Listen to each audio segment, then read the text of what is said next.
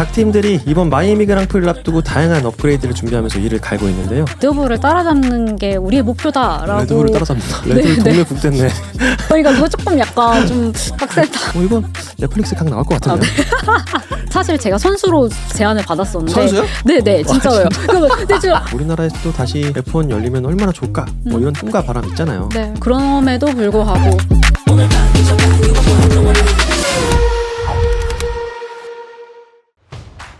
안녕하세요. 원투피니시입니다. F1의 매력에 이제 막 빠져들려던 찰나에 갑자기 경기가 한 달이나 없어져버려 그동안 꽤나 허전하셨죠? 하지만 드디어 F1이 우리 곁에 다시 돌아옵니다. 심지어 각 팀이 이를 갈고 준비한 비장의 무기들과 안전과 재미를 위해 조금 더 정교해진 규정들까지 마이애미 그랑프리는 올 시즌 초반과는 또 다른 경기 양상을 예고하고 있는데요. 오늘 원투피니시 핀레인 토크에서는 4월 공백기 동안 쌓인 굵직한 이슈들과 마이애미 그랑프리 각 팀별 관전 포인트까지 하나씩 다뤄보겠습니다. 그럼 오늘도 이 시간을 저와 함께 채워줄 든든한 파트너 F1 크리에이터 엔젤 지원님을 모시겠습니다. 안녕하세요. 안녕하세요, 원투피니시님. 네, 잘 지내셨어요? 네, 덕분에 잘 지냈습니다. 네, 저희가 비밀리에 준비했던 팟캐스트가 얼마 전에 공개됐었잖아요.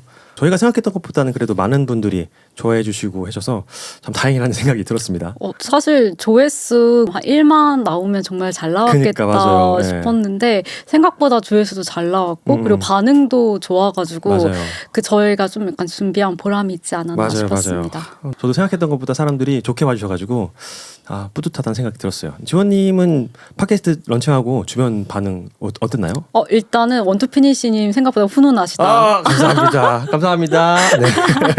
그 얘기 많이 들었고 네. 그리고 저희가 원래 이 팟캐스트를 준비한 이유가 좀 약간 양질의 콘텐츠로 사람들이 좀 길게 이제 뭔가 운전하시면서나 아니면 뭐 설거지 하시면서 집안일 하시면서 뭔가 듣게 하는 게 조금 목표였는데 그 목표를 좀 달성을 한 것 같아가지고 그게 좀 뿌듯했습니다. 네, 저도 팟캐스트 런칭한 이후에 뭐 여기저기서 전화 연락이 받았어요. 진짜요? 네, 뭐 네가 왜 갑자기 거기 나오냐 막 이렇게 오. 네가 원투피니시였어 막 이런 진짜요? 반응 실제로 있었고. 네네. 그다음에 되게 대박. 재밌는 댓글들이 되게 많았습니다. 뭐 AI인 줄 알았는데 사람이라 놀랍다. 근데 저도 처음에 AI인 줄 알았어요. 약간 목소리가 네네네. 처음에 AI 녹음인 줄 알았는데 아니시더라고요. 그런 오해 많이 받았는데 사람이었습니다. 네. 그리고 유튜브 촬영할 때 말을 빨리 말하는 줄 알았는데 진짜 말이 빠르구나. 이런 것도 있고 목소리가 잘생겼다. 맞아요. 뭐라도 칭찬해 주셔서 너무 감사드리고. 근데 저는 이제 저희 아내가 팟캐스트 보고 나서 지호님 얘기밖에 안 했어요. 그래요? 네. 오빠 미안한데 지호님밖에 안 보여. 제가 그때 뭔가 말을 많이 하긴 했죠. 저 혼자 막 아니에요. 신나가지고. 지호님이 너무 매력적이고 너무 지적으로 나와가지고. 저 이런 거에 면역이 없어가지고. 네, 아무튼 첫 도전이었지만 뭐 그래도 많은 분들이 좋아해 주셔서 너무 감사드리고 저희가 원래 이게 파일럿 방송이었었고 네. 월 1회 정도로 제작할 계획이긴 했는데 많은 분들이 좋아해 주시니까 저희가 앞으로 좀 더 자주 여러분들 앞에 나올 수 있도록 좀 노력을 해보도록 하겠습니다. 네. 그만큼 여러분들 많은 응원과 좋아요, 댓글, 영상 공유까지 부탁드리겠습니다. 네, 그나저나 이번 4월 공백기가 저희 같은 F1 크리에이터들에게 굉장히 지옥 같은 시간이었어요. 네. 맞습니다. 아무래도 경기가 없다 보니까 무슨 콘텐츠 만들어야 되나 막 이런 고민도 있었고. 지원님 이 공백기 어떻게 보내셨어요? 확실히 겨울 공백기는 어쨌든 쉬는 기간이니까 네네네. 약간 마음을 놓을 수 있었는데 한 달이 되게 애매하기는 하더라고요. 길면 길고 또 짧으면 짧다라는 생각이 들었고 저희가 오늘 이제 다룰 내용이긴 하지만 4월 내내 계속 규정 변경 소식 계속 들려왔었잖아요. 맞아요. 그래서 요거 팔로우업 하는데 조금 시간 썼고 그 다음에 얼마 전에 컨텐츠로 다루셨지만 이제 WEC 저희 제네시스 마그마 레이싱 네네네. 요거로 핸드폰이 진짜 불나긴 하더라고요. 그래서 네네네. 요거 좀 보고 그렇게 해서 보내다가 오늘이 왔네요. 그래도 나름 바쁘게 보내셨네요. 바빴습니다. 네. 저는 제 원래 본업이 있는데 그걸 잠깐 좀 쉬고 있어요. 그래가지고 네네. 요 공백 기간 동안에 아이들 열심히 등원 시켜주고 집안일 열심히 하고 빨래하고 설거지하고 역시. 청소하고 가장 또 막상 또 그렇게 많이 쉬지도 못한 게 저희가 또 이렇게 팟캐스트 또 이렇게 만들었었고 또 그거 말고도 새로운 콘텐츠들도 개인적으로 여러 개 또 준비하고 있는 게 있거든요. 들었습니다. 네, 엄청난 것을 준비하시더라고요. 네.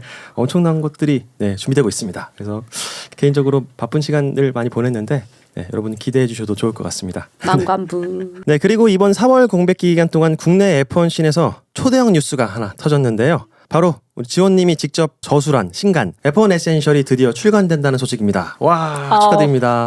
감사합니다. 그리고 네. 제가 이렇게 샷아웃 기회를 대형 채널에서 받게 돼서 아닙니다. 정말 감사드리고요. 네. 원투핀씨님께서 말씀 주셨던 것처럼 제가 집필한 그 F1 에센셜이 5월 11일, 12일경에 이제 출간이 될 예정이고요. 그 이름에서 아시다시피 좀 F1 입문서입니다. 그래서 F1에 처음 입문하시는 분들은 뭐 레이스 주간이 어떻게 운영되는지 잘 모르시고 어떤 팀이 있는지 모르고 어떤 드라이버가 있는지 잘 모르실 수 있잖아요. 그래서 이런 입문 가이드에 관련된 책이라고 보시면 될 것 같고 한 1년 동안 열심히 집필을 했습니다. 와, 본업하시면서 또 크리에이터 활동하시면서 책까지 쓰신 거예요? 맞습니다. 와, 진짜 갓생러. 아, 대단하십니다, 진짜. 근데 주말을 거의 한 1년 동안 아무도 안 만나고 진짜 일만 했던 것 같아요. 대단하십니다, 진짜. 자, 뭐 간단하게 보니까 지원님 특유의 그 세련되고 귀에 쏙쏙 박히는 그런 어투가 문체에도 잘 녹아든 것 같아서 감사합니다. F1 이제 관심이 있거나 이제 좀 제대로 공부하고 싶은 분들에게 너무 좋은 책이 될 것 같아요. 개인적으로 F1 입문하면 원투피니시 약간 이런 게 있었는데 위기감을 개인적으로 느끼고 있습니다. 다 뺏기게 생겼어요 지금 구독자. 네. 아닙니다. 그 책 출간되면 그 네. 원투피니시님 채널에 그 이벤트 하실 수 있게 오, 좀 정말요? 드릴 예정이니까. 감사합니다. 네. 네, 우리 구독자 여러분들 위해서 도서 증정 이벤트 조만간 또 열 테니까 우리 지원님 새로 출간하는 F1 에센셜 많은 관심 부탁드리겠습니다. 감사합니다. 네, 그럼 지금부터 이번 4월 휴식기에 나왔던 F1의 여러 굵직한 뉴스들과 이슈들을 어떤 게 있었는지 하나씩 짚어보겠습니다. 먼저 4월에 터진 가장 큰 뉴스를 꼽자면 아무래도 막스 베르스타펜의 레이스 엔지니어인 잠페로 람비아제 GP가 맥라렌으로 이적한다는 뉴스였어요. 네. 정말 큰 충격이었죠. 네, 맞아요. 그 람비아제의 그 CRO 자리는 사실상 팀 부수석 자리여가지고 만약에 스텔라가 사임을 한다라고 하면 그냥 1순위로 그 GP가 팀 수석에 오를 수 있는 그 맥라렌의 2순위 자리라고 보시면 될 것 같고요. 2027년까지는 레드불에서 근무를 하고 이제 28년부터 맥라렌으로 이동을 하긴 하는데 뭐 아시다시피 이제 F1은 가드닝 리브라고 해가지고 전술적인 것을 빼가면 안 되니까 가드닝 리브 기간을 주는데 맥라렌에서 위약금을 지불하면서까지도 빠르게 실무에 앉히려고 한다는 이야기를 좀 들었습니다. 사실 뭐 GP라고 하면 베르스타펜의 단짝, 언제나 차분하고 냉철하게 막스와 팀 라디오를 주고받는 목소리로 많이들 기억하시고 계시는데 GP가 원래 베텔 때문에 레드불에 왔다면서요? 네, 맞아요. GP가 2015년에 베텔의 레이스 엔지니어로 왔는데 베텔이 16년에 바로 이제 페라리로 가버렸잖아요. 네. 네. 그래가지고 바로 16년에 베르스타펜 데뷔할 때부터 같이 이제 페어 돼가지고 베르스타펜과 오랜 기간 조금 있었던, 그리고 GP가 굉장히 야망이 있는 그 엔지니어예요. 그래서 베르스타펜과 계속해서 이제 4회 월드 챔피언을 달성을 할 때 내부적으로 레드불에 계속 어필을 했대요. 나 이만큼 잘하고 있는데 조금 더 높은 자리 줄 수 없냐라고 계속 이제 어필을 해왔는데 위에 꽉 차 있어가지고 승진이 안 되었던 상황인 거예요. 그렇구나. 네, 그러다가 위에 있던 조나단 휘틀리가 이제 자우버 팀 수석으로 가면서 이제 드디어 자리가 비게 됐고, 그래서 이제 GP가 지금 자리로 좀 승진을 할 수가 있었던 건데, 휘틀리가 가지 않았으면 GP가 먼저 아마 다른 팀으로 이적을 했을 거라는 분석이 많은 게, 실제로도 GP가 그 레드불에서 지금까지도 일을 하면서 타 팀에 되게 높은 자리를 계속 이제 오퍼를 받아왔다고 해요. 그랬군요. 그러실만 하죠. 예. 확실히 야망도 좀 있는 사람이고 네. 몸값도 굉장히 커졌던 상황인데 레드불이 이제 그거를 충족을 못 시켜줬던 거죠. 그쵸. 예. 지금 상황에서 팬들이 가장 걱정하는 건 아무래도 이제 막스 베르스타펜이 아닐까 싶어요. 네. 레드불 올라오고 지금까지 10년 동안 같이 GP랑 활동을 했었던 거고, 뭐 GP 없으면 나도 F1 안 해, 뭐 이런 말도 입버릇처럼 했었잖아요. 근데 이게 진짜 막스 은퇴나 이적의 신호탄으로 생각될 수도 있겠더라고요. 그래서 실제로 처음에 GP가 맥라렌으로 이적한다 했던 그 당일에 엄청나게 이제 은퇴에 관련돼가지고 기사부터 해가지고 막 인스타그램도 엄청 도배되기는 맞아요. 했었잖아요. 네네. 근데 실제로 GP의 이적과 베르스타펜의 은퇴를 같이 연관짓는 거는 살짝 성급한 것 같은 게, 이미 베르스타펜 측은 GP가 맥라렌으로 갈 거를 알고 있었고, 그리고 GP가 이제 나 맥라렌으로 갈 거야 라고 했을 때 너무 좋은 자리니까 이 기회를 놓치지 말라라고 해서 오히려 되게 응원을 해줬다고 해요. 막스가 지금 당장 뭐 F1은 안 떠날 수 있긴 해도 레드불에 계속 남을지에 대해서는 고민할 수밖에 없을 것 같긴 해요. 그러니까 막스 베르스타펜한테 GP의 부재는 그냥 자기 뭐 레이스 엔지니어가 떠나간다 정도로 설명할 수 없는 자기의 어떤 분신 하나가 떨어져 나가는 맞습니다. 듯한 느낌이랄까? 네네. GP한테는 뭐 개인적으로 팀 수석까지 올라갈 수 있는 자기에게 커리어 점프, 될 수 있는 기회지만 레드불에게는 뉴이, 휘틀리에 의해서 뭐 GP까지 이제 나가는 마당이니까 거의 뭐 엑소더스 수준이 아닐까 싶어요. 그 얘기 나오더라고요. 네네. 뭐 또 맥라렌은 론마샬, 윌코트니 그리고 이제 GP까지 데려가니까 레드불의 전성기 DNA를 죄다 지금 흡수하고 있는 그림이잖아요. 야망 있어요. 그러니까요. 예. 과연 막스 베르스타펜이 GP 없는 레드불에서 동기부여를 계속 할 수 있을지, 그리고 2028년부터 맥라렌에게는 어떤 변화가 찾아올지도 앞으로 계속 지켜봐야 할 것 같습니다. 레드불 화이팅! 화이팅! 네, 여보 힘내.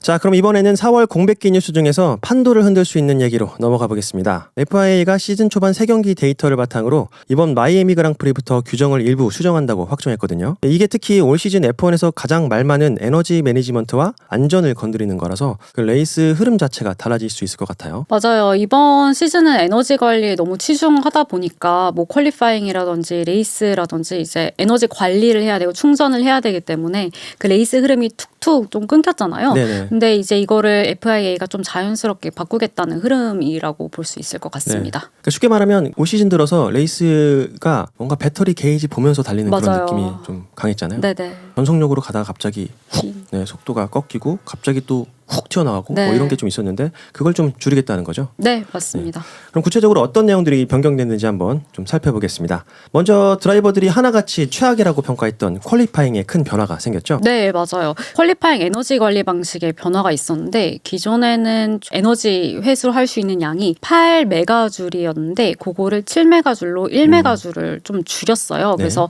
쉽게 말해서 최대 충전량을 좀 줄였다는 건데요.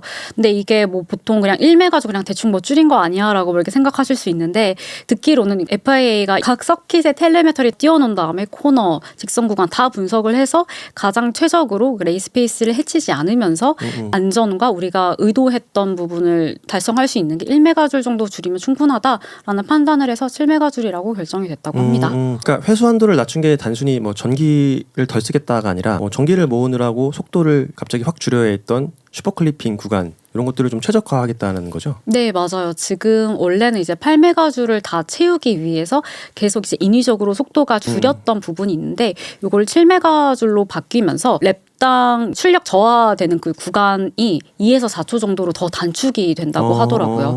근데 이거를 만약에 6메가줄로 한다라고 하면 뭐 시원하게 달리는 것을 볼 수는 있겠지만 랩 타임이 계속 이제 손실이 되니까 7메가줄로 합의를 본 것 같더라고요. 그러니까 시간 손실을 최소한으로 줄이면서 전력 질주에 가까운 성능을 낼 수 있는 게 딱 7메가줄 네, 네. 뭐 이렇게 된 거군요. 네, 그리고 여기에 기존에 저희가 출력이 250kW였는데 이거를 350kW로 확 올렸더라고요.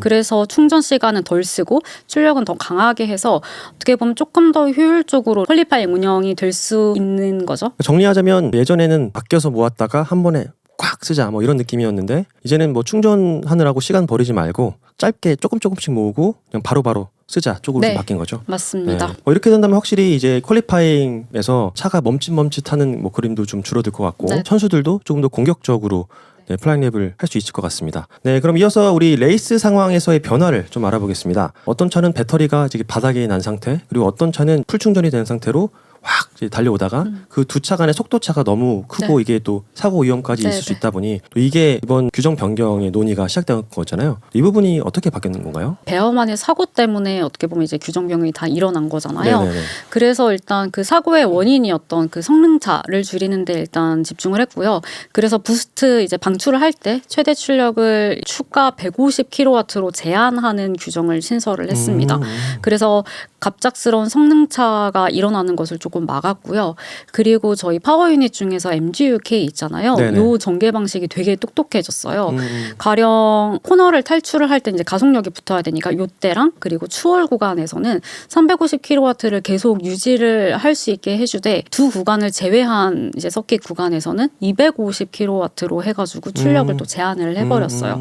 그래가지고 속도차 때문에 발생하는 그런 위험을 조금 줄이겠다라는 것을 이제 출력 제한으로 이뤄냈다고 보면 될 것 같습니다. 그러니까 부스트 최대 출력량을 제한하고 네. 그리고 구간에 따라서 MGU-K 출력량을 그때그때 좀 달라진다는 거죠. 네네네. 이게 되게 막 복잡하게 들릴 수도 있는데 핵심은 뭐 배터리 출력량을 조절함으로써 레이스에서 발생할 수 있는 위험한 속도차를 줄이겠다.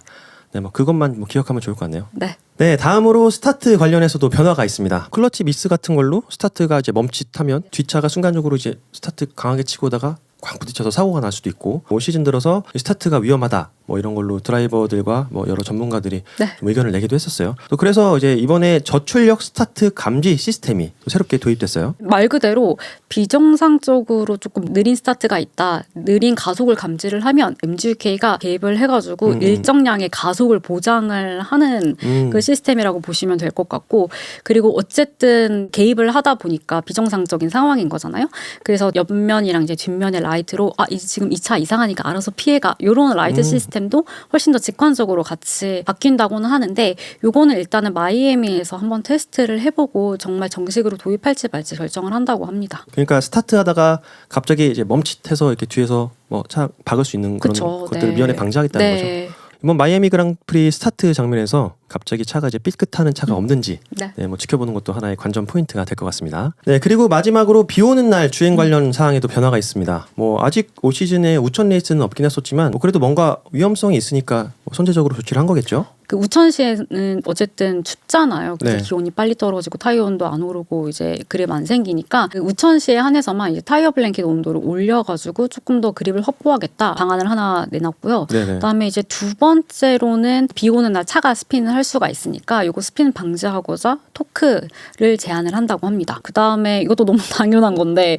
후방 라이트 시스템을 이제 드라이버들 피드백을 받아가지고 일단 사고라든지 지금 앞에 어떤 상황이 일어나고 있는지 좀 더 직관적으로 보여줄 수 있게 개편이 된다고 합니다. 비 오는 날은 아무래도 안전이 최우선이니까 그쵸. 네, 그런 의미에서 뭐 이런 선제적인 조치는 뭐 잘 이루어진 것 네, 같습니다. 필요한 것 같습니다. 네, 뭐 이렇게 해서 4가지 정도 우리가 살펴봤는데 뭐 이번 규정 수정안이 뭐 팀 전원이 뭐 합의한 내용이라고는 하지만 뭐 이게 지금 뭐 근본적인 문제가 해결된 건 아니잖아요. 네, 뭐 당장의 위험 요소를 줄이기 위한 임시 방편인 거고 이 결과를 도출하기 위해서 뭐 시뮬레이션 데이터 같은 것도 막 이제 돌려보고 한 거지만 이게 또 막상 또 필드에서는 또 다르게 또 보일 수도 있는 상황이란 말이에요. 네, 사실은 뭐 FIA에서 회수 한도를 아까 뭐 낮춘다고 할지라도 여전히 배터리가 아닌 엔진 출력으로만 달려야 하는 구간이 있고 어쨌든 부자연스럽게 운영이 되는 부분이 있잖아요. 그래서 네네. 이게 근본적으로 해결된 거는 또 아니라라는 반응이 있고 그 다음에 이런 식으로 쫌쫌다리로 지금 어떻게 보면 사고가 날 때마다 하나씩 이제 뜯어붙이고 이렇게 하고 있는 상황이잖아요. 네네. 아마 올해는 이런 게 계속 반복될 수도 있을 거라는 게 전문가들의 예측이어서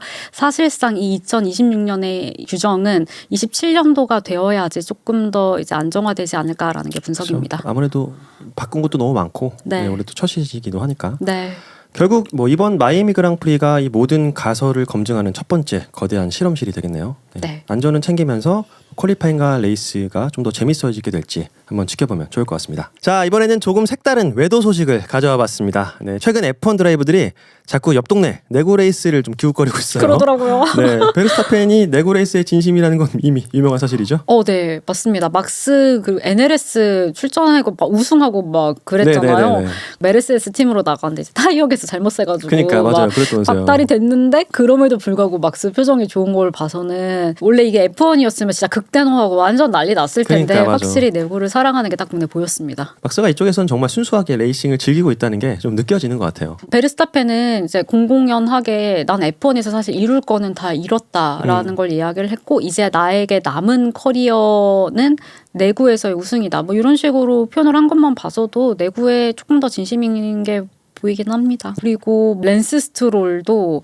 내구 레이스에 지난주에 출전을 했었어요. 네, 그러게요. 네. 폴리차드 6시간 내구 레이스에 에스턴 마틴 벤티지 그 멋있는 차잖아요. 네, 그 네. GT3를 타고 출전을 했다고 합니다. 네. 저도 소식 들었는데 스트롤이 결과적으로 뭐 좋은 성적을 거두지 못했지만 지금 현재 스트롤이 F1에서 겪고 있는 힘든 상황을 생각하면 뭐 내구 레이스 쪽에서는 그래도 꽤 나쁘지 않은 경쟁력을 보여주지 않았나 뭐 네. 이런 생각도 좀 들어요. 아무래도 F1은 레이스카의 성능 차이가 뭐 성적으로 직결되는 부분들이 좀 있지만 뭐 내구 레이스는 뭐 차량의 성능도 중요하지만 네. 내구도도 중요하고 팀원 간의 뭐 팀워크도 중요하고 네. 선수 개인의 능력치도 뭐 여러 가지 요소들이 같이 어우러져야지 성적을 낼 수 있는 만큼 뭐 스트롤 입장에서는 오히려 내구 레이스에서 경기 뛸 때가 더 마음이 편하고 재미있지 않을까 이런 생각도 들어요. 맞아요. 그래서 뭐 스트롤과 뭐 베르스타펜이 내구 공을 지금 사실 쏘아 올려가지고 이제 네. 내구 붐이 좀 일고 있는데 네네. 사실은 이 지금 두 드라이버 이전에 제가 제일 좋아하는 드라이버 중에 하나 이제 니코 hul켄버그도 네, 잘생긴 드라이버. 네.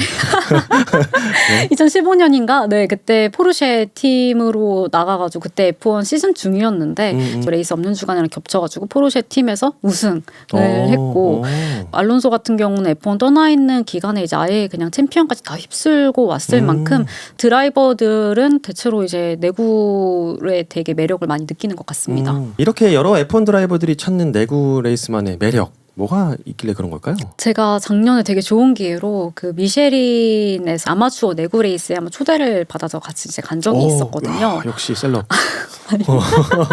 사실 제가 선수로 제안을 받았었는데 선수요? 네네 진짜로요.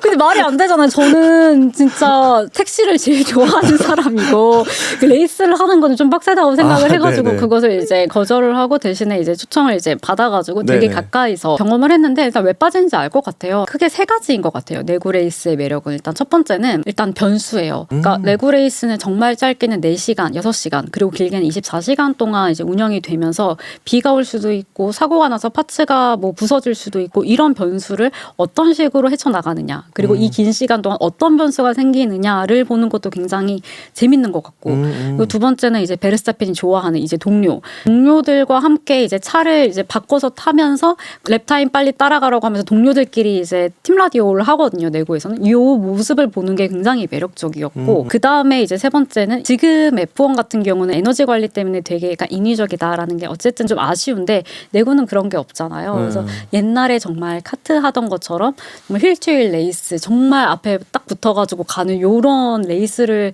해볼 수 있다라는 점에서 내구가 굉장히 매력 있는 것 같습니다. 듣고 보니까 스토랄한테는 우승의 갈증을 해소할 수 있는 뭐 일종의 탈출구가 될 수도 있고 베르스타펜한테는 레이싱의 본질을 찾을 수 있는 어떤 여정이 될 수 있는 것 같아요. 네. 그런 의미에서 조만간 원투 피니시 내구 레이스 입문 가이드를 만들어야 될 것 같습니다. 입문 영상 만들어 주시는 거예요? 그러면? 네, 만들어야 될 것 같아요. 지금 제가 최근에 제네시스 마그마 레이싱 WC 진출 관련해서 영상을 만든 적이 있는데 네네. 반응이 되게 좋기도 하고 그 진짜 좋더라고요. 근데 너무 네. 잘 만드셨어요. 아닙니다. 아닙니다. 그래서 진짜 저도 진지하게 내구 레이싱에 대해서 관심도 좀 가지고 있고 그래서 조만간에 WC를 포함한 내구 레이스 입문 가이드로 또 찾아오도록 하겠습니다. 저도 열심히 홍보하겠습니다. 네, 파이팅. 감사합니다. 네, 다음으로 올 시즌 규정에서 제일 뜨거운 감자 중 하나 ADUO에 대해 이야기를 안 할 수 없을 것 같은데요.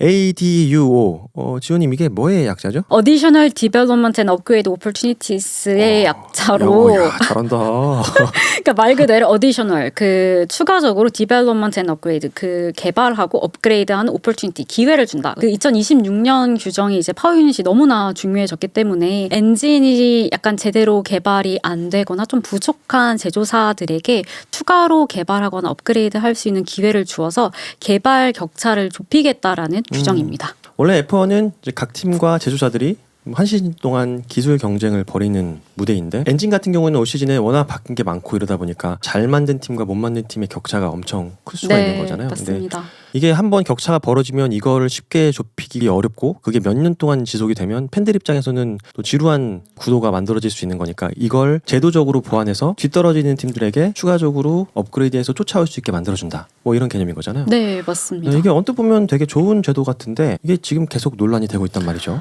ADO의 작동 방식을 간단하게 설명을 드리면 한 시즌 이제 24레이스잖아요. 네. 요거를 이제 4등분으로 나눈단 말이에요. 그래서 1에서 6라운드, 뭐 7에서 12라운드 이렇게 네. 나눈 다음에 FIA가 이 내연기관 그 ICE의 퍼포먼스를 측정을 합니다. 이제 출력을 측정을 하는데 그래서 가장 좋은 출력을 가진 제조사를 기준으로 해가지고 2에서 4% 이내에 있는 그 제조사에게는 한 번의 업그레이드 기회를 주고 선두에 있는 이제 제조사랑 비교해서 4% 이상의 격차를 벌이고 있는 제조사에게는 한 시즌에 2회의 업그레이드 기회를 무상으로 제공한다는 게 이게 골자입니다. 그러니까 원래 F1에서 엔진 교체는 엄연히 그 규정에 제한되어 네, 있고 맞아요. 특정 횟수를 넘으면 그리드 페널티도 받기도 한단 말이죠. 올 시즌 도입된 요 ADO 제도는 후발주자들에게 엄청난 어드밴티지가 될 수도 있을 것 같기도 해요. 원래 이제 규정의 목표는 이제 그런 어드밴테이지가 되고 기술 격차를 줄이자 요게 목표기는 한데 사실 문제가 되는 게 뒤처진 팀들이 아니면 약간 중간 애매한 팀들이 나쁜 마음을 먹고 이제 ADO를 악용할 수가 있는 거죠. 그래서 FIA는 원래는 약간 격차를 좁히고 따라잡자라고 하는데 이걸 뛰어넘는다라는 게 문제가 될 수 있는 상황인 거예요. 가령 이제 페라리랑 메르세데스의 좀 예를 들면 메르세데스 메르세데스가 가장 좋은 퍼포먼스를 가지고 있을 거고 근데 페라리가 전반적인 퍼포먼스는 좋은데 직선 구간에서는 메르세데스보다 뒤처지기 때문에 만약에서 2에서 4% 그 구간 안에 들어오게 된다라고 하면 어드밴티지를 받는 거잖아요. 그래서 여기서 한번 기회를 얻게 되면 아예 메르세데스보다 퍼포먼스를 뛰어넘을 수가 있다라는 거죠. 아, 그렇게 될 수 있겠구나. 네, 그래서 토토풀과 이 부분을 굉장히 견제를 하고 있고 그래서 FIA한테 이거 정말 투명하게 어떤 식으로 퍼포먼스를 측정하는지 공개를 해야 된다라는 식으로 계속 정치적으로 압박을 좀 가하고 있는 상황이긴 합니다. 규정이 경기력을 보정할 뿐 아니라 이게 규정 혜택으로 순위가 뒤집히는 일까지 발생하게 돼버리면 뭐 기껏 열심히 개발하고 해서 이렇게 앞으로 치고 나간 제조사 입장에서는 확실히 뭐 억울하고 허탈한 느낌이 들 수는 있긴 하겠어요. 네, 그래서 정말 투명하게 이 ADO를 어떤 식으로 운영할지가 정말 관건일 것 같고요. 그리고 F1이 규정 변경 역사가 이루어졌던 이유가 이런 식으로 한 팀이 독주하는 것을 막고 다 같이 격차를 좁히면서 재밌는 레이싱을 하자라는 이유로 계속 5년마다 이제 큰 이제 규정 변경이 일어났는데 이런 F1의 철학을 잘 반영한 게 ADO가 아닌가 싶습니다. 제가 이거 좀 찾아보니까 뭐 이게 즉각적으로 팀의 경쟁력 강화에 도움이 될 거라고 생각하기 쉬운데 이게 엔진 개발 리드 타임은 뭐 다른 뭐 공기역학 부품 같은 것보다는 기간이 훨씬 길다 보니까 뭐 곧장 뭐 이제 팀의 전력에 바로 도움이 되는 뭐 그런 건 아니라고 해요. 실질적으로는 그 효과는 뭐 이듬해 엔진에서나 볼 수 있을 거라고 네. 뭐 하더라고요. 근데 뭐 어쨌든 뭐 각 팀들이 규정을 어떻게 해석해서 나한테 유리하게 적용하는지를 네. 보는 것도 F1의 재밌죠. 매력이니까 또 이제 이걸 가지고 뭐라도 얻어먹으려는 팀과 또 이걸 어떻게든 막아내려는 선두팀만의 이런 기싸움을 보는 재미가 아마 있지 않을까. 이거 넷플릭스 각 나올 것 같은데요. 그렇죠. 사실 내년 넷플릭스에 아마 메인으로 조금 다룰 이슈가 아닐까 싶긴 네. 합니다. 네, 기대가 됩니다. 과연 ADU가 어떤 식으로 올 시즌에 또 승부의 판도에 영향을 줄지 한번 지켜보면 좋을 것 같습니다. 네, 앞서 엔진 관련한 이슈 다뤘었는데요. 상황이 이렇게 복잡한 만큼 요즘 2031년 이후엔 F1이 다시 V8으로 돌아갈 수도 있다. 뭐 이런 얘기가 여기저기서 계속 나오고 있어요. FIA의 모하메드 벤 슐라임 회장이 계속 밀어붙이고 있기도 하고. 근데 이게 팬들이 오해하는 게 그 V8 엔진이라고 하니까 뭐 옛날로 회귀하는 거라고 생각하는데 요즘 논의되고 있는 건 옛날 엔진 그대로 돌아가자가 아니라 뭐 지속 가능한 연료 플러스 어느 정도 하이브리드를 붙인 형태라고 해요. 네, 맞아요. 지금 대표적으로 거론되고 있는 게 2.4리터급 터보 V8에 지금 개발된 그 지속 가능 연료에다가 어쨌든 계속 하이브리드예요. 약간의 전기 에너지를 쓴다. 라는 골자여서 옛날로 돌아가자 이건 아닙니다. 이 VA 논의가 나온 배경이 되게 현실적이에요. 사실 2026년 규정 변경이 이루어졌던 이유가 효율화, 전동화 막 이런 큰 개념을 통해 이루어졌는데 막상 뚜껑을 까보니까 생각보다 이제 개발 비용 정말 많이 들고 그리고 전동화라고 하기는 했는데 그럼으로써 규정이 굉장히 복잡해지고 레이스가 훨씬 더 복잡해지니까 여론이 굉장히 안 좋잖아요. 네네네. 그래서 이제 FIA가 와중에 이제 수를 약간 던진 거죠. 그러면 조금 더 단순하게 개발할 수 있는 V8을 해보면 어떻겠냐라는 이제 화두를 던지고 있는 거죠. 근데 또 여기서 제조사들이 그래 좋아 바로 V8 가자 뭐 이렇게 말할 수도 없는 게 뭐 이미 올 시즌 바뀐 규정의 엔진을 만들기 위해서 이미 맞아요. 수년을 투자했는데 또 다른 식으로 바뀌게 되면 돈이 또 더 많이 들어가니까 제조사 입장에서도 좀 약간 이거를 긍정적으로 바라보기는 어렵지 않을까 싶은 생각도 드네요. 네, 맞아요. 되게 좋은 지적을 해주셨고요. 사실상 그게 가장 큰 장벽인 게 2026년부터 저희 2030년까지잖아요. 요 한 사이클을 일단 돌려야지 투자한 비용을 회수할 수가 있는 거잖아요. 맞아요. 그래서 그런 돈의 논리도 하나가 있고 그리고 두 번째는 제조사들 자체인데 그러니까 예를 들어서 아우디가 26년부터 팀 인수해서 추천한 이유가 전동화 때문에 이제 F1에 들어온 거고 혼다도 마찬가지고 포드도 마찬가지고 제조사들이 이번에 들어온 이유가 전기로 바뀌기 때문에 들어왔기 때문에 일단 30년까지 가고 그다음에 31년부터 그때 이야기하고 지금 바꾸지 말자라는 기조를 강하게 유지를 하고 있는 것 같습니다. 정리하자면 뭐 V8 복귀 논의는 뭐 추억팔이라기보다는 2026 규정을 겪어보니까 이게 너무 복잡했다. 라는 반작용에서 나온 미래 방향성에 대한 논의 정도 차원이고 뭐 제조사들도 5년 정도 현행 체제로 가보면서 어떻게 갈지에 대한 스탠스를 봐야 되는 거니까 아직은 뭐 현실적이라고 보기는 어렵고 그냥 삐아가 던져본 것 같아요. 네네네. 여기에 대해서 큰 기대 아직 안 하셔도 좋을 것 같다는 생각이 듭니다. 맞습니다. 4월 공백기 뉴스 중에 한국 팬들 심장을 뛰게 만든 소식이 하나 있습니다.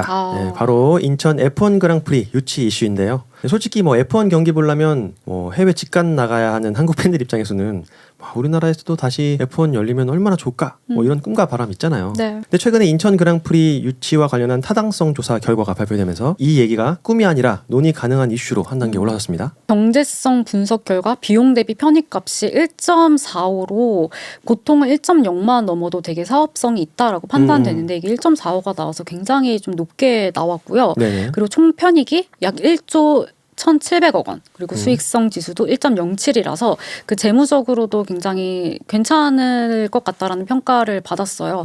게다가 인천시는 이걸로 5,800억 원의 관광 수익과 그리고 4,800여 명의 그 추가 고용을 기대한다라고 해가지고 사업성 자체는 나쁘지 않다라는 결론이 나왔습니다. 네, 일단 수치상으로 보면 굉장히 또 긍정적인 것 같긴 해요. 뭐 인천이면 접근성도 좋고, 그쵸. 뭐 해외 팬들 오기도 좋고, 네. 뭐 도시 인프라도 뭐 괜찮지 않나 뭐 생각도 들고. 특히 요즘은 또 F1이 단순 스포츠를 넘어서 이게 뭐 도시 브랜딩, 관광, 콘텐츠 산업이랑 연결짓기도 하잖아요. 네. 그런 점에서 이게 단순히 뭐 스포츠 대회 하나 유치하는 게 아니라 도시 뭐 국가급 이벤트로 이제 발전이 된다면 충분히 파급력이 있을 거라는 생각도 들기는 하는 것 같습니다. 맞아요. 그럼에도 불구하고 반대하는 목소리가 생각보다 그쵸. 크더라고요. 네네네. 뭐 시민단체인 반대하는 이제 인터뷰가 연일 또 이어지고 있고 그리고 그냥 일반 여론도 생각보다 이렇게 좋지만은 않은 것 같아요. 인천시가 공개한 이 타당성 조사가 일부는 약간 뇌피셜이 아니냐라는 이야기가 나오고 있는데 좋은 쪽으로 해석했다. 네. 가령 뭐 도심 스트릿 서킷이잖아요. 네네. 설치하고 이걸 철거하고 민원이 들어오고 소음 뭐 이런 피해에 대한 사회적 비용이 전혀 반영되지 않은 그냥 숫자만의 논리가 아니냐라는 지금 비판이고 그리고 가장 크게 저희가 반론하기 어려운 영암이 과거에 실패를 했는데 인천에서 도대체 어떤 식으로 성공할 것이냐라는 그런 우려가 굉장히 크게 일어나고 있는 상황이긴 합니다. 충분히 뭐 그런 반대 의견도 나올 수 있긴 해요. 근데 이제 이게 타당성 조사 발표가 대회를 개최하겠다가 아니라 이제 본격적으로 논의해보자인 네, 차원인 맞아요. 거고 사실 F1 개최까지 넘어야 할 관문들이 너무 많이 있습니다. 뭐 간단하게 얘기해보자면 일단 뭐 사업 구조도 정해야 되죠. 누가 주관하고 돈은 누가 되고 수익은 어떻게 만들 건지 뭐 공공과 민간 기관이 어떻게 이제 비용들을 낼 건지 뭐 이런 역할 분담 같은 것도 되게 중요할 것 같고 그리고 FOM과 협상도 또 필요합니다. 개최권 계약금부터 이제 스케줄에 어디쯤에 들어갈지 뭐 이런 거에 대한 논의도 좀 필요할 것 같고 게다가 저희 지금 촬영일 기준으로 엊그제 튀르키예 그랑프리가 네. 2027년부터 5년간 개최된다는 뉴스가 네. 나왔어요. 지금 F1이 최대 24라운드를 초과하지 않겠다는 방침을 세웠던 만큼 지금 어디 하나가 빠져야지 인천이 들어갈 수 있는데 지금 심지어 다른 데가 또 지금 들어갔단 말이죠. 더 지금 이제 들어갈 룸이 없는데 이걸 어떻게 인천이 뚫고 만들어낼 것이냐. 그러니까요. 네. 지금 다들 장기 계약하고 있고 몬트리올도 다시 5년 계약을 했단 말이에요. 그리고 미국, 중동 계속 장기 계약으로 묶여 있는데 도대체 빠질 데가 지금 전혀 없고 계속 들어가고 싶은 데만 있는 거예요. 남아공, 태국, 한국 뭐 이런 식으로 굉장히 지금 들어가고 싶은 데는 많은데 나올 데는 없어가지고 그러니까 아무리 개최에 대한 합의를 만들어낸다고 하더라도 스케줄이 안 될 수도 있을 것 같긴 합니다. 맞아요. 그리고 또 이게 지금 시가지로 논의가 되는 거잖아요. 네. 그만큼 뭐 교통, 주차, 동선, 안전 뭐 이런 것까지 신경 쓸 게 너무도 많은 상황이고 운영 능력에 대한 검증도 또 필요해요. 이게 워낙 큰 규모로 진행되는 행사이고 수십만 명, 많게는 뭐 수백만 명까지 이렇게 단기간에 네. 한국을 찾는 거니까 거의 뭐 월드컵급으로 네. 이렇게 운영이 필요한데 이걸 과연 잘 커버할 수 있을지 이게 또 관건일 것 같다는 생각이 듭니다. 제가 재작년에 싱가포르 그랑프리를 갔었을 때 그 도로 통제를 한 거를 그냥 아예 경험을 해봤거든요. 네네네. 싱가포르 그랑프리 서킷이 정말 그 도심 메인의 도로에서 정말 펼쳐지는 거여서 오전에는 관광을 하고 이제 오후에 저기 경기를 보러 갔는데 오전에 관광할 때 버스에서 갑자기 내리래요. 여기서부터 교통 통제니까 아 진짜? 네, 지하철을 타고 원하는 대로 가야 된다. 막 이런 식으로 할 만큼 정말 한 달 내내 정말 이 싱가포르 시민들은 불편함을 겪고 있는 건데 과연 이런 불편함을 우리나라 사람들이 그러니까. 그걸 넘을 수 합의를 할 있을까? 수 있을까 개인적으로는 조금 걱정되긴 합니다. 결국 핵심은 이제 보여주기식의 숫자가 아니라 뭐 진짜 실현 가능한 운영 능력을 보여주는 것 같아요. 인천 F1이 제2의 영암이 될지 아니면 한국의 모나코가 오. 될지 계속 지켜봐야 될 것 같습니다. 지켜보시죠. 네, 지난 3월 말 일본 그랑프리 이후 길었던 한 달간의 공백기가 끝나고 이제 드디어 마이애미 그랑프리가 열리게 됐는데요. 정말 목이 빠져라 기다렸어요. 그러니까요. 공백기 동안 팀들이 완전 이를 갈고 준비를 했잖아요. 네네네. 이 업그레이드 보는 재미도 있을 거고 그 규정 변경된 거를 한번 적용한 거를 볼 수 있는 거기 때문에 마이애미에 대해서 많은 분들이 정말 기대를 하고 있는 것 같습니다. 네네. 뭐 그런 의미에서 저희가 뭐 각 팀별로 현재 상황과 숙제 관전 포인트들을 짧게 정리해보면 영상 보시는 시청자분들이 대강의 흐름을 파악하기에 좀 좋은 것 같아요. 개인적으로 인스타 DM을 받았는데 지난번 저희 팟캐스트에서 저희가 막 하스라든지 가슬이라든지 알핀 다뤘잖아요. 네네네. 그게 그러니까 약간 중소형 팀을 응원하시는 분들이 되게 좋았다고 하시더라고요. 그래서 오늘 네. 조금 더 다뤄보면 좋을 것 같습니다. 네, 그래서 11개 팀 전체도 한번 짤막하게 저희가 한번 다뤄보도록 하겠습니다. 먼저 메르세데스 이번 목표는 의외로 아주 단순합니다. 지금의 격차를 그대로 유지하는 거겠죠. 이미 우리가 1등인데 걱정이야 이렇게 생각할 수도 있겠지만 사실 다른 팀들이 한 달이라는 시간 동안에 진짜 이를 갈고 개발해온 여러 가지 업그레이드들 들고 나온단 말이에요. 한순간 방심하면 바로 추월까지도 허용할 수도 있는 상황이라 굉장히 좀 긴장이 되긴 할 것 같아요. 네, 게다가 일단 메르세데스 드라이버 키미 안토넬리가 스타트 살짝 약하잖아요. 그러니까요. 그래서 요 한 달 동안 이를 갈고 집에서 스티어링 휠이랑 클러치 셋업 따로 맞춤으로 잡아가지고 엄청 연습을 했다고 해요. 아, 그래요? 그래서 네, 마이애미 어떤 식으로 한번 스타트를 잘하는 모습을 보여줄지 보는 것도 또 관전 포인트일 것 같고, 그리고 저희 아까 다뤘던 에이디오 네. 관련해가지고 메르세데스는 지금 정치도 신경을 써야 돼요. 그래서 페라리라든지 다른 팀들이 이제 치고 올라오는 거 안 되니까 이거 견제도 해야 되고 차량 개발도 신경 써야 되고 레이스 운영도 신경 써야 되고 엄청 바쁠 것 할 같긴 거 합니다. 진짜 많네요. 그죠? 네. 네, 그리고 저희가 아까 다루진 않았는데 4월 공백 기간 동안에 메르세데스 엔진 트릭 금지 이슈가 또 있었어요. 네. 네, 이게 쉽게 말하면 2026 규정에서 그 전기 출력 감소 의무가 있어요. 그러니까 최대 출력에 도달하면 전기 에너지 출력을 서서히 이제 감소시켜야 되는데 이게 응급한 상황에서는 최대치까지 끝까지 사용하다가 뚝 떨어뜨릴 수가 있단 말이에요. 대신에 이렇게 되면 이제 이후에 전기 모터가 한 1분 정도 이제 죽어버리는데 이제 퀄리파잉에서 메르세데스가 이걸 소프트웨어적으로 우회해서 서서히 출력을 감소시키는 게 아니라 끝까지 최대치까지 에너지를 씀으로써 시간 이득을 얻는 이런 트릭을 썼다가 이게 걸려서 이번부터 적용할 수 없게 됐다는 말이죠. 이게 또 퀄리파잉에서 어떤 영향을 줄지 또 굉장히 지켜봐야 될 것 같아요. 네. 진짜 메르세데스 너무 똑똑한 것 같아요. 네. 이런 약간 꼼수 아닌 꼼수를 제일 잘 네. 가지고 오는 팀인 것 같아요. 또 이걸 또 찾아내서 그걸 또 자기의 어떤 무기로 만들어내는 게 또 F1 보는 맛이잖아요. 맞아요. 네네. 재밌죠. 그러니까 6월 달에 엔진 검사 규정 같은 것도 바뀌고 이러다 보니까 메르세데스는 지금 5월 달까지 최대한의 자기들이 할 수 있는 포인트를 뽑아내야 정리해서. 되는 상황인데 추격당하는 입장에서 어떻게 좀 잘 방어해 나갈지 지켜봐야 될 것 같습니다. 네. 화이팅. 파이팅! 메르세데스 파이팅! 자, 그럼 다음으로 우리 페라리 얘기 넘어가 보겠습니다. 저희의 친정팀 페라리. 친정팀이죠. 네, 페라리. 현재 페라리의 분위기 아주 공격적인데요. 네, 전 분야를 싹 뜯어고치겠다, 이렇게 공언하기도 했고, 어떤 뉴스에서는 차량의 50% 정도 갈아엎는다, 이런 말도 나왔었어요. 페라리가 거의 가장 야심차게 준비한 팀 중에 하나인 것 같아요. 일단은 여기 구체적으로 어떤 파츠를 업데이트를 했는지는 약간 비밀에 붙여져 있기는 한데 네네. 들리는 소문에 의하면 공기역학 패키지는 다 이제 업데이트를 하고 그 다음에 이제 파워 유닛 출력까지도 선봤다라는 이야기가 있습니다. 그래서 만약에 이 업그레이드 패키지가 제대로 이번 마이애미에 터져주면 사실 메르세데스를 추격을 제대로 할 수 있지 않을까 싶긴 합니다. 네. 페라리가 사실 스타트 이런 데서 굉장히 장점이긴 했는데 레이스 페이스가 좀 상대적으로 메르세데스에 뒤쳐졌었잖아요. 네. 그거를 요 4월 한 달 동안 어떻게 좀 개선했을지가 굉장히 저는 개인적으로 관심이 가요. 네, 맞아요. 아마 말씀 주셨던 그 부분 레이스 페이스를 보강하는 거에 가장 큰 이제 집중을 했을 것 같고요. 어떻게 보면 살짝 안타까운 게 스타트에 굉장히 큰 강점이 있었잖아요. 그쵸, 요 그쵸. 강점을 메르세데스가 만약에 가져갈 수 있다라고 하면 페라리의 강점이 하나 사라지는 거거든요. 그렇죠. 네. 그래가지고 여기도 강점도 지켜야 되는 상황이긴 합니다. 결국 이번 마이애미 그랑프리는 그 메르세데스가 이런 혼란을 뚫고 1위 자리를 굳히느냐 아니면 페라리가 이 업그레이드를 성공적으로 갖고 와서 이 판을 뒤집느냐의 싸움이 주된 관전 포인트가 되지 않을까 싶습니다. 네, 이어서 맥라렌 한번 볼 텐데요. 맥라렌은 원래부터 이번 마이애미 그랑프리를 자신들의 첫 번째 대형 업데이트 시점으로 계속 얘기해 왔었어요. 안드레아 스텔라도 얼마 전에 진짜 우리 다 뜯어 고쳤다 이런 말 하기도 했었고 들리는 소문에 의하면 자신들의 로드맵대로 차곡차곡 이렇게 준비해 왔다고 지금 알려져 있는데요. 맥라렌도 페라리만큼 이 일을 간 것 같은 게 아예 언론 보도에서 나오는 말이 맥라렌의 이번 그 마이애미 차량이 컴플리틀리 뉴카라는 표현을 쓸 정도로 완전히 새로운 차라는 이야기를 쓰더라고요. 네네네. 그만큼 이제 다 갈았고 지난번 그랑프리에서 파워 유닛 쪽에서의 약간 개선이 있었거든요.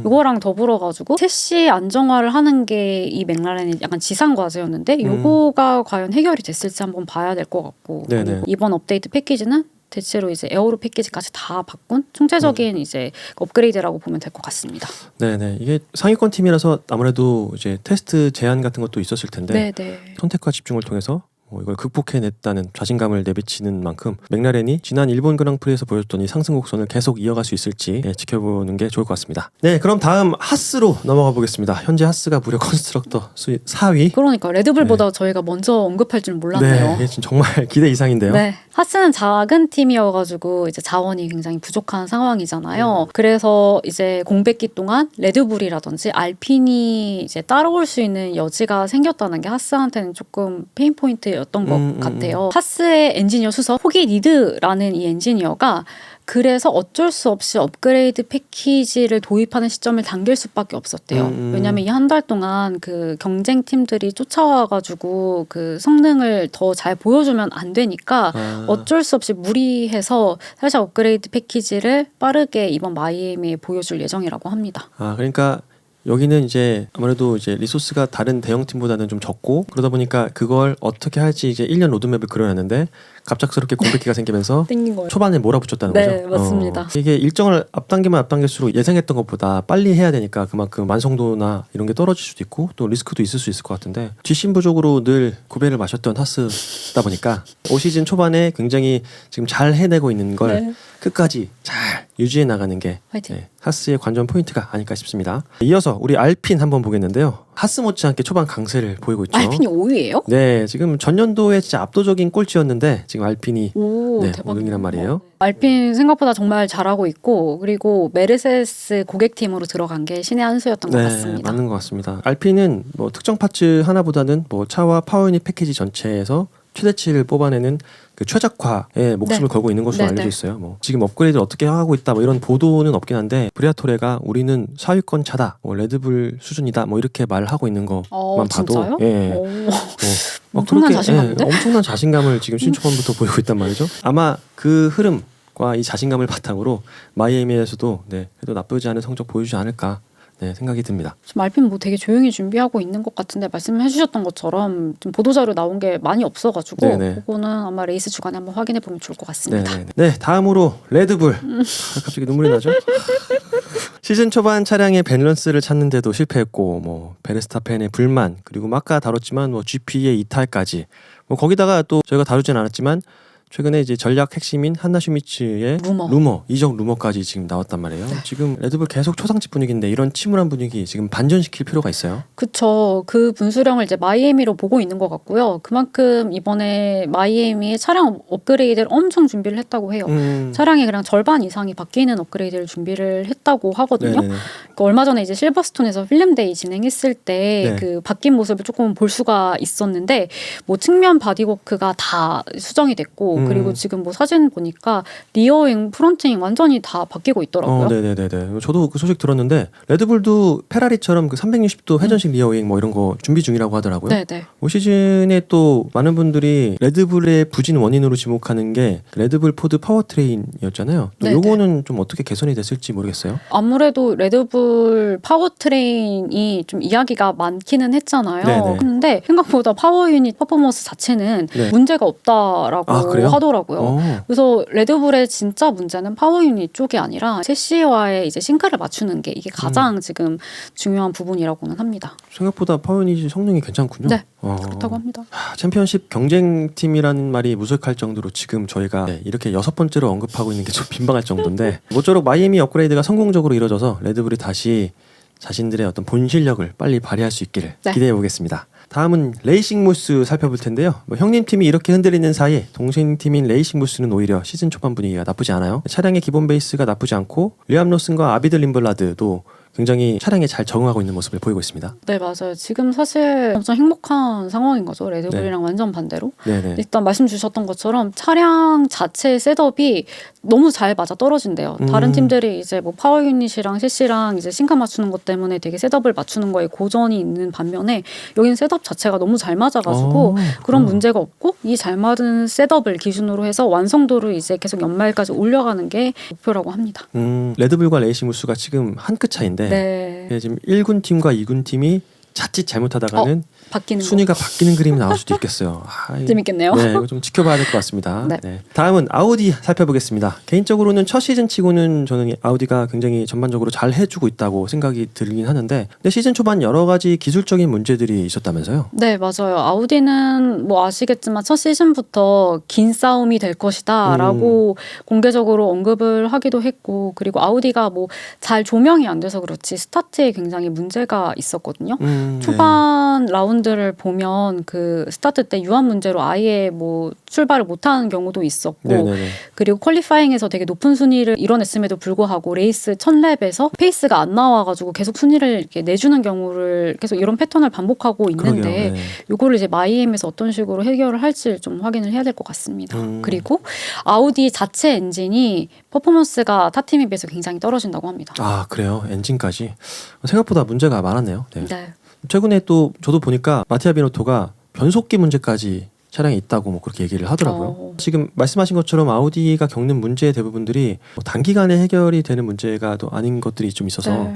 이번 마이애미에서는 뭐 즉각적인 성능 개선을 보여주긴 좀 어려울 것 같다는 생각이 들고, 장기적인 관점에서 아우디가 자신들이 생각한 그 로드맵을 착실히 수행해서 중후반기에 좀 얼마나 아우디가 좋은 퍼포먼스를 낼지를 좀 더 주목해서 봐야 되지 않을까 생각이 듭니다. 네. 네, 다음은 저와 지원님이 모두 애정하는 윌리엄스 윌리엄스. 얘기해보겠습니다. 좋죠. 윌리엄스는 무엇보다 지금 차량 과체중 문제로 시즌 내내 큰 고생을 하고 있어요. 자체적 문제를 해결하기 위한 대규모 업그레이드가 이번 마이애미에 도입이 된다고 합니다. 네네네. 그래서 요 업그레이드가 생각보다 뭔가 잘 되고 있는지 언론에다가 우리의 최종 목표는 몬자에서 레드불을 따라잡는 게 우리의 목표다라고. 레드불을 따라잡는다. 레드불 네, 동네 북됐네.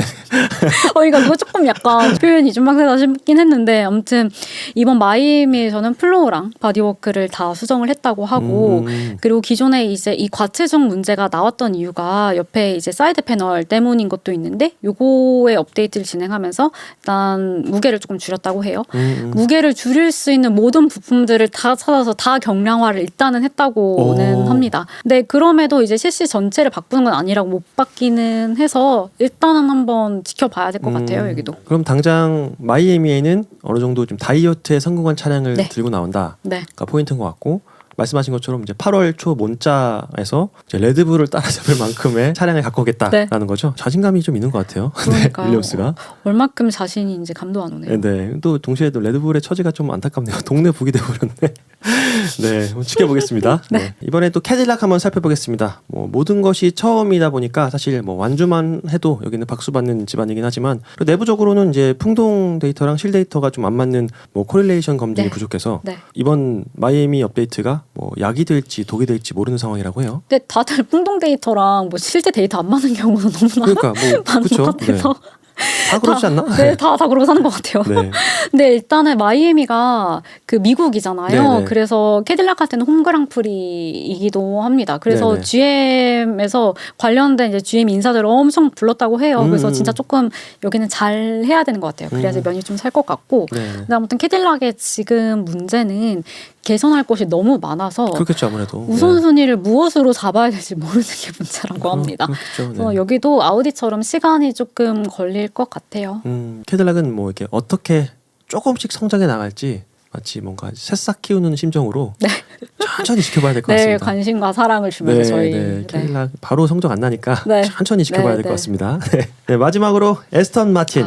에스턴 마틴이야말로 진짜 마이애미에서 뭔가 보여줘야 되는 팀이에요. 네. 네, 뭐 지금 뭐 제네시스도 WC에서 완주하고 있는 마당에 지금 에스턴 마틴은 완주조차 지금 힘들었던 상황이 시즌 초반 계속 이어졌었잖아요. 네, 맞아요. 지금 에스턴 마틴이 제일 문제기는 하죠. 에스턴 마틴이 지금 계속 진동 문제 겪고 있잖아요. 네네네. 근데 요 문제 뭐 근본 원인이 파워 유닛 때문이다라고 하면서 혼다의 뭐 파워 유닛 신뢰성 막 이야기 저희 많이 했는데, 네네. 두 기업이 그 말한 그 보도 자료에 따르면 파워 유닛 때문은 아니라고는 일단 못 받기는 그래요? 했습니다. 오. 파워 유닛과 CC와의 그 싱크를 맞추는 데에서 이제 문제가 있지 않냐라는 네네. 이야기를 했는데, 여기도 이제 문제가 고쳤다라는 얘기 없어요. 진동 문제 계속 있는 게 문제입니다. 아, 계속 그 문제를 네, 겪고 가지고 있는 거군요. 있고 대신에 이제 24시간 내내 우리는 팩토리가 돌아가고 있고 열심히 하고 있다. 하지만 시간이 걸릴 것이다 라는 보도자료를 발표를 했습니다. 그렇군요. 언제 도대체 에스턴 마틴이 문제들을 해결하고 본래 자신들의 경쟁력을 회복할지가 마이애미도 당장에 그런 조짐이 안 보이는 것 같은데. 맞아요. 그래서 스트롤이 네. 저기 내고 갔나 봐요. 그러니까요. 네, 에스턴 마틴도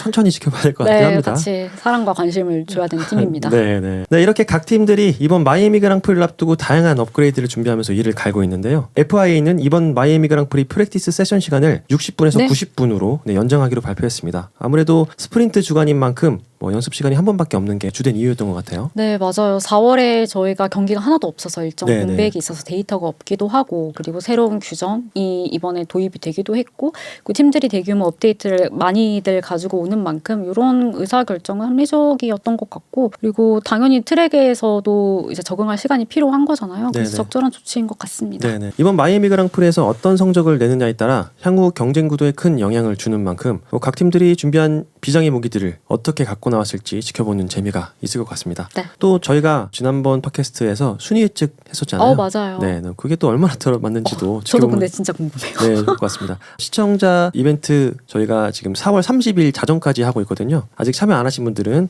팟캐스트 1편 영상에 댓글로 참여할 수 있고요. 네, 저희가 맞추시는 분들께 추첨을 통해서 선물을 드리도록 하겠습니다. 선물 준비 따로 해놨으니까 많은 관심 부탁드립니다. 네, 여러분들 많이 참여해주세요. 네, 이렇게 해서 4월 공백기 주요 이슈들과 마이애미 그랑프리 관전 포인트까지 간략하게 살펴봤는데요. 네, 주호님 오늘 두 번째 촬영이었는데 어떠셨어요? 저희가 영상을 보면 되게 안 떠는 것처럼 보이는데 사실 지금 저희 동공지진에다가 엄청 떨려가지고 맞아요. 지금 네. 사실 저 굉장히 긴장된 상황이거든요. 네. 아직 2회차 촬영인데도 아직 긴장이 되고 네. 있지만 그래도 저희가 하고 싶었던 얘기는 마음껏 하고 온 것 같고요. 네. 그리고 다루고 싶었던 이야기가 너무 많았는데 네. 이거를 조금 못 다뤄서 아쉬웠어요. 네. 가령 저희 WEC 이야기 조금 해보고 싶었는데 시간 관계상 이거 못 다룬 거 조금 아쉽기는 합니다. 네네. 저도 여전히 긴장되는 거 마찬가지고 지금 굉장히 말을 잘하는 것처럼 보이지만 저희가 엄청 떨고 있다는 거. 맞아요. 네, 어쨌든 앞으로 계속 여러분들과 같이 F1 얘기, 이렇게 팟캐스트를 통해서 얘기 나눌 수 있으면 좋겠고, 여러분들이 많이 좀 호응해주고 한다면 좀 더 자주 여러분들을 찾아뵐 수 있도록 저희가 잘 준비하도록 하겠습니다. 네, 앞으로도 많은 응원 부탁드리겠습니다. 응원 부탁드립니다. 네, 화이팅! F1을 즐기는 방법은 여러 가지가 있습니다. 각 팀과 선수들의 레이스 자체를 즐기는 것도 물론 재미있지만 경기와 경기 사이 나오는 여러 가지 루머와 가설들이 과연 진짜로 맞는 것인지, 그게 얼마나 성적에 영향을 주는지 지켜보는 재미도 나름 쏠쏠한 것 같습니다. 그런 의미에서 다가올 마이애미 그랑프리는 각 팀과 팬들에게 여러모로 중요한 경기가 될 것 같은데요.